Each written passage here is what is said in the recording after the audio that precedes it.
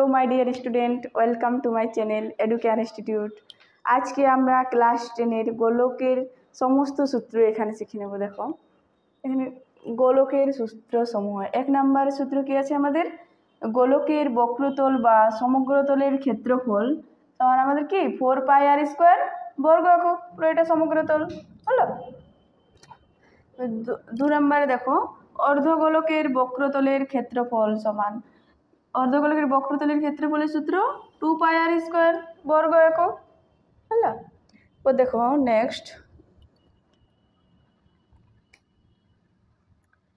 3 number সূত্র আমাদের কি? দেখো নিরেট অর্ধগোলকের সমগ্রতলের ক্ষেত্রফল। নিরেট অর্ধগোলক বলতে লোহার বাটি টাইপের যেগুলো থাকে। দেখো এটা ধরো নিরেট অর্ধগোলক, এটা আমরা কি পাচ্ছি? একটা বক্রতল প্লাস এটা ভূমির ক্ষেত্রফল। তো এখানে দেখো বক্রতলের ক্ষেত্রফল কত হচ্ছে আমাদের 2 পাই আর স্কয়ার, আর এটা ভূমির ক্ষেত্রফল হচ্ছে পাই আর স্কয়ার। 2 পাই আর স্কয়ার প্লাস পাই আর স্কয়ার সমান কি পেলাম আমরা? 3 পাই আর স্কয়ার বর্গ একক নিরেট অর্ধগোলকের ক্ষেত্রে। এরপর 4 নাম্বার সূত্র আমাদের কি? গোলকের আয়তন সমান 4/3 পাই আর কিউব ঘন একক। ওকে।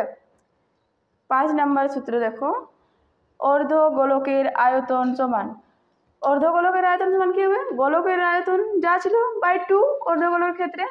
দেখো 2/3 পাই আর কিউব ঘন একক।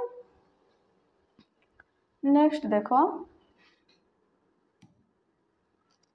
এরপর দেখো একটা ফাঁপা গোলকের আয়তন সমান। দেখো এটা হচ্ছে ফাঁপা গোলক আমাদের। এখানে একটা আমরা ভিতরে একটা পাচ্ছি, একটা অন্তঃব্যাসার্ধ ফাঁপা গোলকের ক্ষেত্রে আর একটা বহিঃব্যাসার্ধ পাই। অন্তঃব্যাসার্ধকে আমরা ছোট হাতের আর দিয়ে সূচিত করেছি, আর বহিঃব্যাসার্ধকে বড় হাতের আর দিয়ে। দেখো সূত্রটা কি পাচ্ছি আমরা? ফাঁপা গোলকের আয়তন সমান 4/3 পাই ইন্টু বড় হাতের আর কিউব মাইনাস ছোট হাতের আর কিউব ঘন একক, যেখানে আর ইকুয়ালস টু বহিঃব্যাসার্ধ আর ছোট হাতের আর ইকুয়ালস টু অন্তঃব্যাসার্ধ। দেখো বড় হাতের আরটা এত দূর অবধি, এটা হচ্ছে আমাদের বাইরের ব্যাসার্ধটা, আর ছোট হাতের আরটা হচ্ছে আমাদের অন্তঃব্যাসার্ধ। ওকে, এই সূত্রগুলোই আজকে এই পর্যন্তই। এর পরের ভিডিও খুব তাড়াতাড়ি নিয়ে আসার চেষ্টা করব। তোমরা ভিডিওটি লাইক, শেয়ার, সাবস্ক্রাইব করে দিও। ওকে।